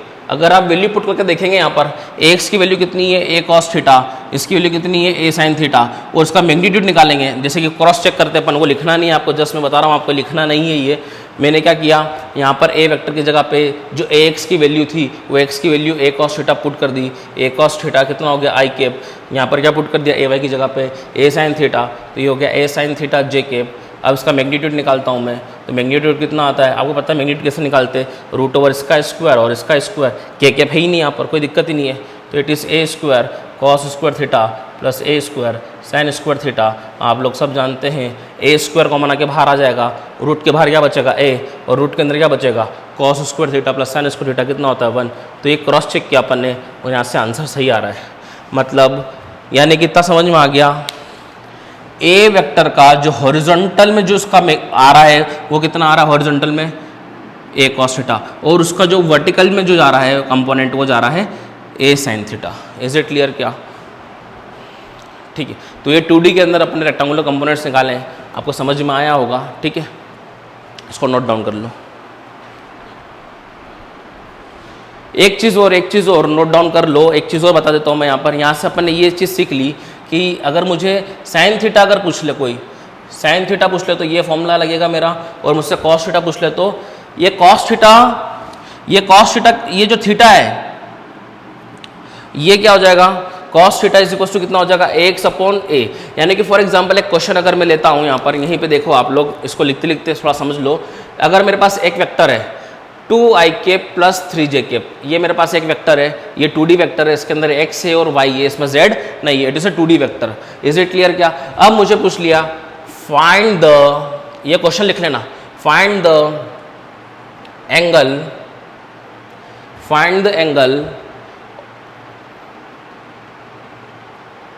Angle of this vector with x axis. इसका x एक्सिस से एंगल निकालने को बोल दिया अपने को। ठीक है, तो जैसे कि मैं जानता हूँ ये एक वेक्टर ये रहा, ठीक है, ये ए वेक्टर है, इसका x एक्सिस से एंगल क्या हो गया, थीटा हो गया। तो मैं जानता हूँ ये ए एक्स है, मैंने फॉर्मूला देख लिया यहाँ पर, कॉस थीटा कितना हो जाएगा base upon hypotenuse.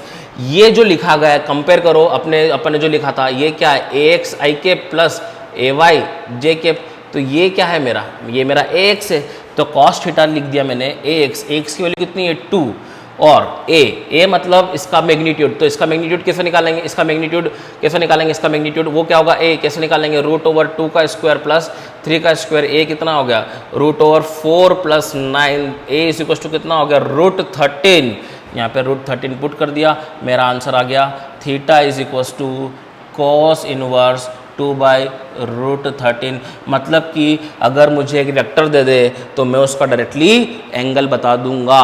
Is it clear? क्या ये वेक्टर दे दिया, उसका एक्स एक्सिस से एंगल पूछा तो ये आ गया, ठीक है, वाई एक्सिस से पूछेगा तो मैं क्या करूँगा cos थीटा बराबर AY/A। Is it clear? क्या इस तरीके से मैं क्वेश्चन सॉल्व कर सकता हूँ। नोट डाउन करो इसको। यानी कि अपन ने जो देखा उसको अपन समझते हैं एक बार फिर से।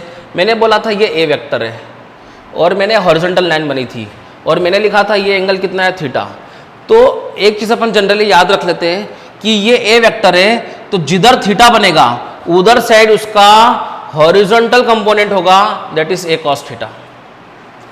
और ये अगर थीटा है तो ये क्या होता है 90 - थीटा, तो इधर साइड जो कंपोनेंट जाएगा वो हो जाएगा a cos 90 - थीटा। मतलब हमेशा कंपोनेंट cos के अंदर रिजॉल्व होता है हमेशा। इधर आ गया कितना a cos थीटा, क्योंकि इधर थीटा था, इधर साइड कितना होगा 90 - थीटा, क्यों ये अगर थीटा 90 - थीटा ही होगा ना, ये इधर जाएगा क्या जाएगा a cos 90 - थीटा। और a cos 90 - थीटा कितना होता है a cos 90 - theta is a sin theta. मतलब अपन ने ये देखा था अभी, इधर साइड जो कंपोनेंट है cos है, इधर साइड जो कंपोनेंट है वो क्या है sin है। मतलब मैं क्या बोल रहा हूं, आप हमेशा cos के अंदर ही अगर करेंगे, आप ये कंपोनेंट इसको है हमेशा cos के अंदर रिजॉल्व किया मैंने, तो इधर साइड कितना आ गया a cos थीटा और इधर साइड कितना हो गया a cos 90 - थीटा, और वो क्या बन गया a cos 90 - theta sin theta. मतलब जब भी 2D रहेगा तो मैं ये याद रख लेता हूं कि कभी भी वेक्टर 2D वेक्टर होगा तो उसका थीटा के साथ वाला कंपोनेंट होगा cos कंपोनेंट, और इधर साइड वाला जो कंपोनेंट होगा जिसमें थीटा नहीं बन रहा है, मान लो ऐसा बोल दूं मैं कि ये ए वेक्टर है और इधर साइड थीटा बनाया मैंने, तो जिधर थीटा होगा उधर साइड मेरा cos कंपोनेंट आ जाएगा, और जिधर साइड थीटा नहीं बन रहा परपेंडिकुलर कंपोनेंट होगा, दोनों क्या होंगे परपेंडिकुलर कंपोनेंट, क्योंकि रेक्टेंगल फॉर्म करना है ना मेरे को। रेक्टेंगल में क्या होती है चारों साइड एक दूसरे के अपोजिट साइड एक दूसरे के क्या होती है, सॉरी एडजेसेंट साइड एक दूसरे की क्या होती है परपेंडिकुलर होती है, ठीक है, एडजेसेंट साइड एक दूसरे की क्या होती है परपेंडिकुलर। तो अगर ये एक cos थीटा है तो इसके साथ वाला जो परपेंडिकुलर आएगा वो आएगा a sin थीटा। ये बहुत इंपॉर्टेंट चीज़ है। साइन कैसे आया, वो ये थीटा तो 90 - थीटा, तो इसका एक cos थीटा इधर और उसका एक cos 90 - थीटा इधर, और cos 90 - थीटा कितना होता है साइन थीटा। मतलब अपने को समझ में आ गया, जहाँ भी थीटा बने, जैसे कि फॉर एग्जांपल ऐसा बोल दे मेरे को, ये बॉडी पे वर्टिकल से 30 डिग्री पे एक 10 न्यूटन का फोर्स लग रहा है, तो बताओ वर्टिकल फोर्स कितना हुआ, तो इधर साइड तो 10 लग रहा है, वर्टिकल जो होगा वो होगा 10 cos 30 डिग्री, क्योंकि थीटा इधर बन रहा है। बोल दिया 10 का हॉरिजॉन्टल कंपोनेंट बताओ कितना लग रहा है हॉरिजॉन्टल में, तो 10 न्यूटन का cos 30 नहीं, कितना sin 30, क्योंकि cos किसके साथ जाएगा थीटा के साथ, इधर 90 - थीटा आएगा और cos 90 - थीटा कितना हो जाएगा sin theta. Is it clear? क्या तो ये कितना सॉल्व करेंगे अपन, it is 10√3/2, it is 5√3 newton, और ये कितना होगा sin 30 1/2, तो 10 × 1/2 it comes out to be 5 newton. तो एक तरफ 5√3 न्यूटन लग रहा है 10 का, और एक तरफ लग रहा है कितना 5 न्यूटन। Is it clear? क्या तो 10 न्यूटन का वर्टिकल कंपोनेंट ये रहा, 10 न्यूटन का हॉरिजॉन्टल कंपोनेंट ये रहा। ये ध्यान रखना थीटा किधर बन रहा है, जिधर थीटा होगा उधर cos, जिधर थीटा नहीं होगा उधर sin। Is it clear? क्या तो बहुत इंपॉर्टेंट फिनोमेना अपन ने डिस्कस किया। Is it clear? For example एक क्वेश्चन और अपन देख लेते हैं, ठीक है। ये क्वेश्चन देख लो, आपने को बोला है 5 kg ब्लॉक है, ठीक है, इस पे फोर्स लग रहा है, इधर फोर्स लग रहा है 10 न्यूटन, ठीक है। बोल दिया है फाइंड, ये इधर मोशन करेगा, ठीक है, तो find her acceleration, find acceleration in horizontal direction. Horizontal direction में जो ये चलेगा किस एक्सीलरेशन चलेगा, find the acceleration in horizontal direction. तो मेरे को हॉरिजॉन्टल डायरेक्शन का क्या चाहिएगा, फोर्स इक्वल टू कितना होता है, मास इनटू एक्सेलरेशन। तो मुझे हॉरिजॉन्टल मतलब मान लो मैं ये इस डायरेक्शन को x बोलता हूँ, इस डायरेक्शन को मैं y बोलता हूँ, तो हॉरिजॉन्टल में चाहिए एक्सेलरेशन तो मैंने उसको x बोल दिया, तो मुझे यहाँ फोर्स भी क्या चाहिएगा, हॉरिजॉन्टल का फोर्स चाहिएगा। मान लो ये एंगल 30 डिग्री दिया हुआ है क्वेश्चन में, मेरे को दिया रहेगा क्वेश्चन में गिवन ये, तो इट इज 10 cos 30 डिग्री। अरे यार मान लो 30 डिग्री इधर से दिया या फिर इधर से ले लो, कोई दिक्कत वाली बात नहीं है। इट इज़ 10 cos 30 डिग्री, तो मुझे हॉरिजॉन्टल फोर्स चाहिए, वर्टिकल फोर्स नहीं चाहिए मुझे, क्योंकि मुझे हॉरिजॉन्टल एक्सेलरेशन निकालना है। वर्टिकल फोर्स कितना आएगा, 10 sin 30, ये जो भी आएगा उससे मेरे को काम नहीं है, मुझे हॉरिजॉन्टल फोर्स चाहिए 10 cos 30। तो इट इज़ 10 cos 30 इज, लिख देता हूँ पहले पूरा, 10 cos 30 इज इक्वल्स टू 5 इंटू AX, तो 10 इंटू 5 ये कितना हो cos 30, √3/2 is equals to 5AX, ये से कट गया 5 से 5 कट गया, the horizontal acceleration is √3 meter पर सेकेंड स्क्वायर। इस प्रकार से अपन सॉल्व करते हैं क्वेश्चन, नोट डाउन कर लो इसको।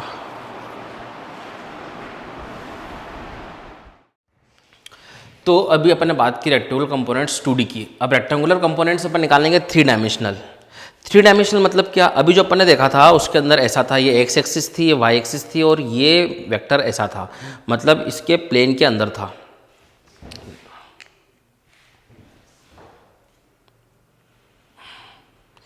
ये सेम प्लेन में था। अब वेक्टर क्या हो जाएगा, आउट ऑफ द प्लेन, मतलब तीनों एक्सिस में वो रहेगा। किधर रहेगा वो x में भी रहेगा, y में भी रहेगा और z में भी रहेगा। पहले कैसा था, सिर्फ पहले ऐसे था। तो मैंने क्या बोल दिया था बेटा कि ये एंगल अगर थीटा है तो ये एंगल 90 माइनस, या फिर ये एंगल थीटा है तो ये एंगल क्या था, 90 माइनस थीटा। ये एंगल थीटा था, ये 90 माइनस थीटा था। तो मैंने क्या बोल दिया था, ये ए वेक्टर है तो इधर जो कंपोनेंट जाएगा वो क्या जाएगा, a cos थीटा, और इधर जो जाएगा वो क्या जाएगा, a cos 90 माइनस थीटा। तो इसको क्या बोल दिया था मैंने, a sin थीटा बोल दिया था मैंने। ठीक है, अब ये ऐसा हो जाएगा। तो अगर ये ऐसा हो गया 3 डायमेंशनल, इसको थोड़ा सा ऐसे देखें अपन, तो अब इस बार अगर मैंने बोला ये अगर एंगल थीटा है तो ये एंगल 90 माइनस थीटा नहीं होगा, ये तभी होगा जब ये इसके प्लेन में हुआ करता था। ये थीटा तो ये 90 माइनस थीटा, तो इधर कंपोनेंट आ गया था a cos थीटा, इधर आ गया था a cos 90 माइनस थीटा, लेकिन अब ये इधर आ गया, तो इधर आ गया। तो ये अगर एंगल थीटा है तो ये भी 90 माइनस थीटा नहीं हो सकता और ये भी 90 माइनस थीटा नहीं हो सकता। तो फिर मैंने क्या बोला, मैंने बोला एक्स एक्सिस से इसका एंगल मैंने बोल दिया अल्फा, वाई से मैंने बोल दिया बीटा और जेड से मैंने बोल दिया गामा। मतलब inclination with the X axis is alpha, inclination with the Y axis is beta and inclination with the Z axis is gamma.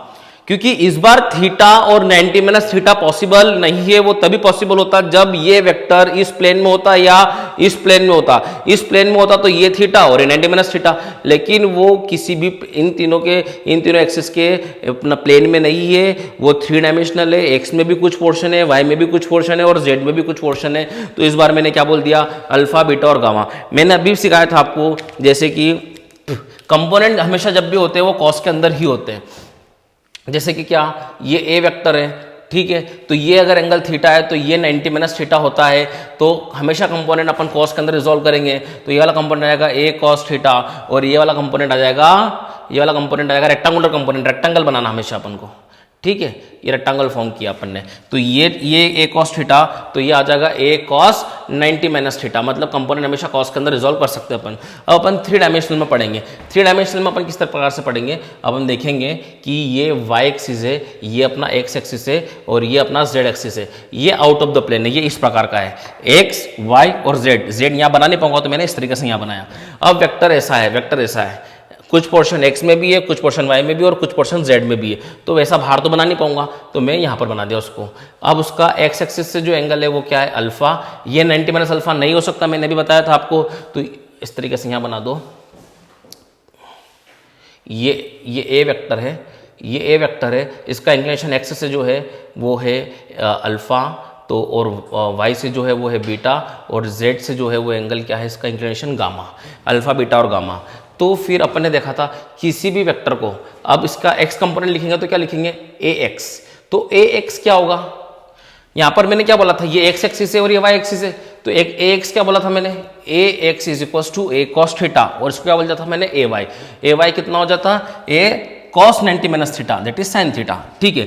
लेकिन यहाँ पर कहीं भी साइन थीटा नहीं बन सकता, क्योंकि यहाँ पर cos 90 माइनस थीटा कहीं पे भी नहीं है। यहाँ पर cos, अब जैसे यहाँ पर क्या है, अल्फा, x से अल्फा है, तो x में क्या आ जाएगा, a cos अल्फा, ठीक है, वाई में, तो वाई से क्या आ जाएगा, ए वाई से क्या आ जाएगा अपने पास, ए कॉस बीटा, क्योंकि वाई से एंगल कितना है बीटा, यहाँ वाई से एंगल कितना था 90 माइनस थीटा, चूंकि यहाँ पे 90 माइनस थीटा नहीं हो सकता तो मैंने उसको बीटा नाम दिया फिर, ठीक है। और जेड में कितना आ जाएगा, A Z is equal to A cos gamma. Is it clear किया। अब किसी वेक्टर को अपन रिप्रेजेंट कैसे करते हैं, vector is represented as a x I cap plus A Y J cap plus a z के कैप। इज इट क्लियर किया, is it clear. तो ये अपना ए वेक्टर हो गया। तो अपन ने देखा ए वेक्टर के अंदर मैंने ए एक्स की वैल्यू पुट करी, ए एक्स की वैल्यू क्या पुट करी मैंने, A cos alpha I cap plus A cos beta J cap plus A cos gamma K cap. Is it clear क्या। इसका मैग्नीट्यूड निकाला, mod of A vector, mod of A vector को क्या लिख सकता हूं मैं, और we can write simply is at A. तो इसका कैसे निकालते हैं अपन, इसका स्क्वायर प्लस इसका स्क्वायर प्लस इसका स्क्वायर। अपन ने देखा है मैग्नीट्यूड ऑफ वेक्टर कैसे निकालते हैं, it is A square cos square alpha plus A square cos square beta plus A square cos square gamma. Is it clear क्या। Now A is equal to, इस पूरे में से ए स्क्वायर कॉमन निकाला, क्या बच्चा, cos square alpha plus cos square beta plus cos square gamma. A square बाहर निकल गया, ए आ जाएगा बाहर, तो A is equal to A बाहर आ गया, अंदर क्या बचेगा, cos square alpha plus cos square beta plus cos square gamma. ये ऐसे कट के क्या बचेगा 1, यानी कि यहां से समझ में आ गया, cos square alpha plus cos square beta plus cos square gamma is equal to 1। ये वैल्यू कितनी आ गई, 1 आ गई। यानी कि अपन यहाँ पे लिखेंगे ए एक्स के डिवाइड में ए आ गया, तो ये क्या बन गया, कॉस अल्फा। इसको अपन रिप्रेजेंट करते हैं एल से, ये ए वाई अपॉन ए, ये क्या हो गया, कॉस बीटा, इसको अपन रिप्रेजेंट करते हैं एम से, और यहाँ पर क्या आ जाएगा, ए जेड बाई ए इस इक्वल टू कितना हो जाएगा, कॉस गामा, इसको अपन रिप्रेजेंट करते हैं एन से, ये एल एम एन और n, cos of alpha cos of beta cos of gamma, ये कहलाते हैं डायरेक्शन कोसाइंस। क्या, एल एम एन और कॉस अल्फा कॉस बीटा और कॉस गामा को अपन यहां पर क्या बोलते हैं, डायरेक्शन कोसाइंस। ये क्या रिप्रेजेंट करते हैं, cosine of angle with X axis, cosine of angle with Y axis, cosine of angle with Z axis, ये एलिमेंट है। और यहां पर अपन ने देखा the sum of the square, इसको अपन एलिमेंट नहीं बोल सकते, तो l square plus m square plus n square is equal to, यानी कि the sum of the squares of direction cosine is always 1। इस पे क्वेश्चन पूछा था कभी कभी। इज इट क्लियर क्या, यानी कि sum of the squares of direction cosine is always 1। कभी कभी ये भी बोला जाता है कि पूछ लेते कभी कि अपन जानते हैं cos square theta plus sine square theta कितना होता है, 1 होता है। तो कॉस स्क्वायर थीटा की जगह पे मैंने क्या पुट कर दिया, 1 माइनस साइन स्क्वायर थीटा। तो यहाँ पर मैंने यहाँ पर इस फॉर्मूले के अंदर मेरा फॉर्मूला क्या था, मेरा फॉर्मूला ये अपन आइडेंटिटी यूज़ करेंगे। अपने पास फॉर्मूला क्या था, अपने पास फॉर्मूला था कॉस, अपने पास फॉर्मूला है cos square alpha plus cos square beta plus cos square gamma is equal to 1। इसको मैंने पुट कर दिया 1 माइनस साइन स्क्वायर अल्फा, इसको मैंने पुट कर दिया 1 माइनस साइन स्क्वायर बीटा, इसको मैंने पुट कर दिया 1 minus sine square gamma is equal to 1। ये 1 प्लस 1 प्लस 1 कितना हो गया 3, ये 1 इधर से -1 आ गया इधर, ये सब इधर चल गए राइट हैंड साइड में, तो it is sine square alpha plus sine square beta plus sine square gamma, यानी कि sine square alpha plus sine square beta plus sine square gamma की वैल्यू 2 हो जाएंगी। जैसे cos square alpha cos square beta cos square gamma 1 होता है, वैसे ही sine square alpha plus sine square beta plus sine square gamma 2 होता है। इज इट क्लियर किया। अब मुझे ऐसा बोल दें कि ये अब मुझे एंगल निकालना है। अब बोल दिया मेरे को क्वेश्चन बोल दिया, क्वेश्चन देख लो यहाँ पर अपने पास ए वेक्टर है, अपने पास ए वेक्टर है 2i cap plus 3j cap plus 4k cap, find the angle of A vector with x axis y axis and z axis. तीनों एक्सिस से अपने को एंगल निकालने हैं। तो अपन एंगल कैसे निकालेंगे, यहाँ दिख रहा होगा आपको, यहाँ देखेंगे, ये अपन ने समझाया था, जस्ट बाद में इसको लिख लेना आप लोग, ठीक है। यहाँ समझते हैं इसको। तो यहाँ पर अपन कंपेयर करेंगे, इसको कंपेयर करेंगे 2i cap plus 3j cap plus 4k cap को। अपन ना जो वेक्टर था क्या था, axi cap plus ayj cap plus azk cap, अपना वेक्टर ये है। तो अपने को समझ में आ गया कि ये क्या है, ax की वैल्यू कितनी है 2, ay की वैल्यू कितनी है 3, az की वैल्यू कितनी है 4। तो अपने को एक्स एक्सिस से एंगल निकालना है। एक्स एक्सिस से एंगल क्या होता है, अल्फा। तो अपन कॉस अल्फा का फॉर्मूला लगाएंगे। तो कॉस अल्फा का फॉर्मूला यहाँ से कितना आ गया, ax upon A. What is formula, ax upon ए। तो what is ax, ax is 2। और अगर अपन को a निकालना तो a कैसे निकालते हैं, रूट ओवर इसका मैग्नीट्यूड। तो रूट ओवर 2 का स्क्वायर प्लस 3 का स्क्वायर प्लस 4 का स्क्वायर। तो value of a becomes root 29। Is it clear क्या, अपॉन रूट 29। ठीक है। तो यहाँ से अपन अल्फा निकाल लिया कितना, cos inverse 2/√29। Is it clear क्या। अब मुझे वाई एक्सिस से एंगल आ गया, तो एक्स एक्सिस से एंगल है, वाई एक्सिस से एंगल निकालना। सिमिलरली फॉर्मूला लगा दूंगा मैं यहाँ पर क्या, कॉस बीटा का। कॉस बीटा कितना हो जाएगा, ए वाई अपॉन ए कितना हो जाएगा, ए वाई कितना है 3, तो 3/√29। सिमिलरली बीटा कितना हो जाएगा। अंडरस्टूड और नॉट, सिंपल है। आप किसी भी कोई भी वेक्टर दे रखे, आप उसका एक्स एक्सिस से, वाई एक्सिस से और जेड एक्सिस से एंगल डायरेक्टली निकाल सकते हो। बस समझ में आ जाना चाहिए कि ये ए एक्स है, ये ए वाई है और ये ए जेड है, और ए की वैल्यू कितनी है, इसका मैग्नीट्यूड पूरा। तो ए एक्स अपॉन ए से कॉस अल्फा आ जाएगा, ए वाई अपॉन ए से कॉस बीटा आ जाएगा, और ए जेड अपॉन ए से कॉस गामा आ जाएगा। इज इट क्लियर क्या। तो बीटा की वैल्यू कितनी आ गई, इधर जाके कितना बन जाएगा, वो कॉस इनवर्स 3/√29। और अगर मैं कॉस गामा की बात कर लूँ, सिमिलर वे के अंदर आपको दिख रहा होगा ए जेड अपॉन ए। तो what is value of a z, it is 4/√29। और gamma is equal to cos inverse 4/√29। यानी कि ये समझ में आ गया कि 2D के अंदर अगर एक थीटा होता है, अगला 90 - थीटा होता था। इस वजह से ये थीटा होता था, ये 90 - थीटा हो जाता था। इस वजह से ये कॉस थीटा हो जाता था और ये साइन थीटा हो जाता था, क्योंकि कॉस 90 - थीटा क्या होता है, साइन थीटा। लेकिन यहाँ पर एक अल्फा है तो अगला 90 - अल्फा नहीं हो सकता, क्योंकि ये वेक्टर इस प्रकार का है। तो देखो ये अल्फा है तो वो एंगल कुछ अलग होगा। तो फिर मैंने यहाँ पर सब एंगल को अलग अलग नाम दे दिए, अल्फा, बीटा और गामा।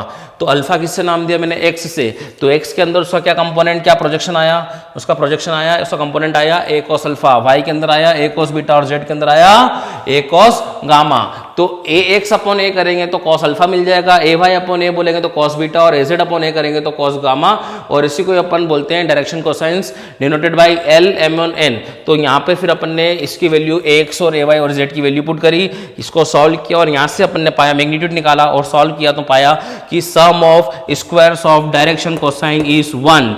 एंड फिर अपन ने देखा cos square theta sine square theta का सम जो होता है वो 1 होता है। तो कॉस स्क्वायर थीटा की वैल्यू निकाली 1 - साइन स्क्वायर थीटा, यहाँ पर पुट करी पूरे फॉर्मूले के अंदर। तो यहाँ से एक और चीज़ क्रिएट हो गई। आपको डायरेक्टली ऑप्शन में ये भी हो सकता है कि क्या which of the following is true, तो ये भी ट्रू है। Sign square alpha plus sine square beta plus sine square gamma is 2। Is it clear क्या। फिर अपने को एंगल निकालना है, तो एंगल कोई भी वेक्टर दे दिया, एक्स एक्सिस से एंगल निकालो, वाई से निकालो, जेड से निकालो।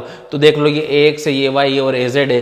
कंप्लीट का मैग्नीट्यूड निकालोगे ए का, तो मैग्नीट्यूड आ जाएगा रूट ओवर 2 का स्क्वायर, 3 का स्क्वायर, 4 का स्क्वायर, वो आ जाएगा √29। तो A X upon A cos alpha हो जाएगा, तो अल्फा आ जाएगा cos inverse A X by A. इस प्रकार से कॉस बीटा और कॉस गामा भी आप निकाल सकते हो inclination with Y and Z also. ठीक है, इस प्रकार से करना है, इसको नोट डाउन करें अच्छे से।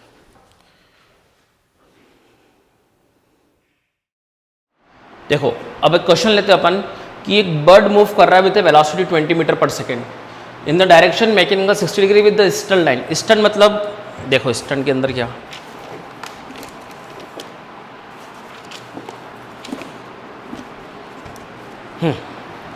ये ईस्ट है, ये अपवर्ड है, ये एक्चुअली अपन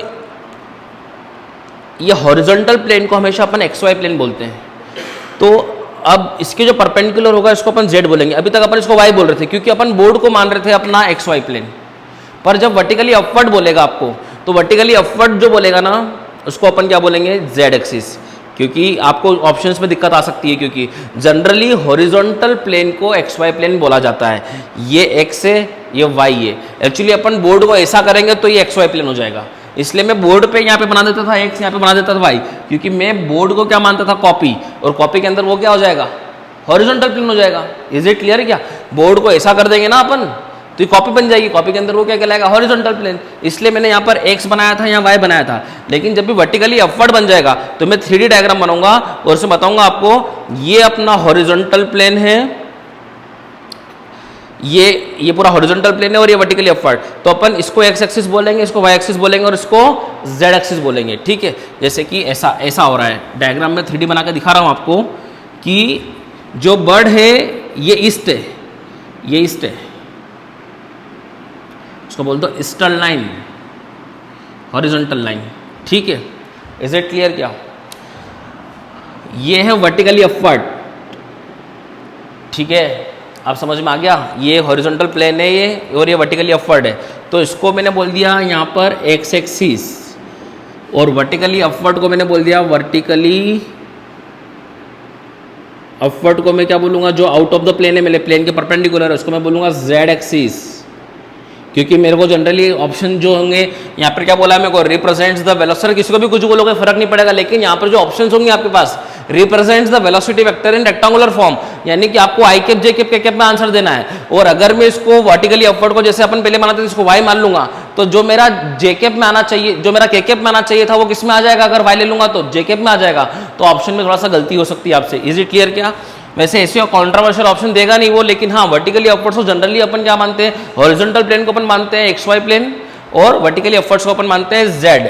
ठीक है, इज इट क्लियर? क्या और ये वाला जो हो जाएगा, देखो ये हॉरिजॉन्टल वाला ये हो गया ईस्ट, और ये वाला जो निकल रहा है ये वाई एक्सिस है, ये एक्स एक्सिस और ये वाई एक्सिस, और ये ऊपर जो जा रही है वो ऊपर नीचे जा रही है वो Z axis. Is it clear? क्या तो नाउ तो ये जो है ईस्ट से 60 डिग्री बना रहा है, मतलब ये क्या कहलाएगा, एक्स एक्सिस से अल्फा।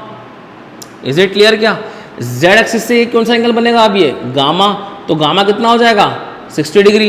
Is it clear? क्या और ये वाई एक्सिस, वाई एक्सिस से मान लो बना रहा होगा बीटा, तो अभी बीटा मुझे नोन नहीं है, तो बीटा को नोन करने के लिए मुझे क्या करना है, जहाँ तो 3 डायमेंशनल रहा है वो with a velocity of magnitude 20 metre पर सेकेंड।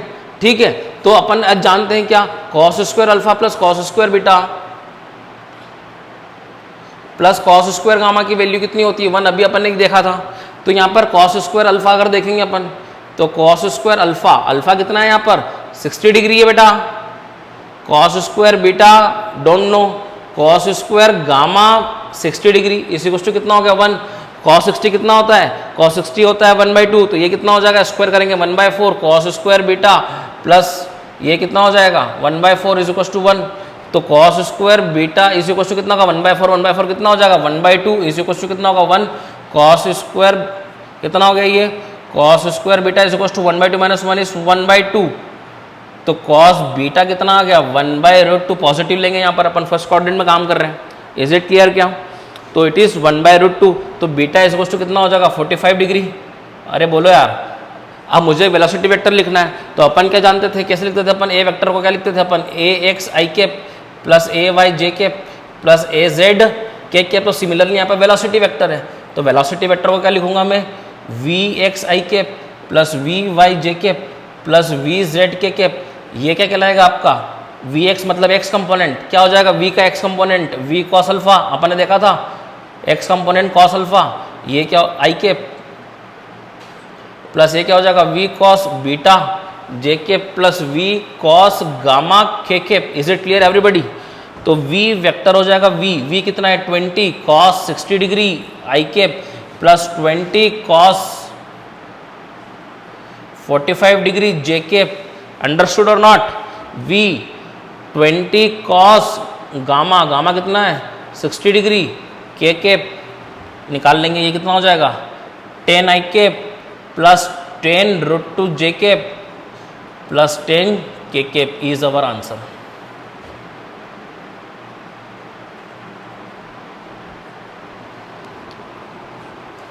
नोट डाउन करो इसको अच्छे से। जनरली वर्टिकली अपवर्ड्स को अपन जेड एक्सिस बोलेंगे, ये याद रहे। अब देखो क्या होता, अगर मैं इसको वाई एक्सिस ले लेता, ठीक है, तो ये बीटा हो जाता, ठीक है, और ये बीटा हो जाता, तो फिर थोड़ी सी यहाँ पर हो सकता था आई cap J cap K cap में यहाँ पर 10 यहाँ पे 10√2 आना चाहिए था, तो वो 10√2 यहाँ पर आई, ऐसा कुछ हो सकता था।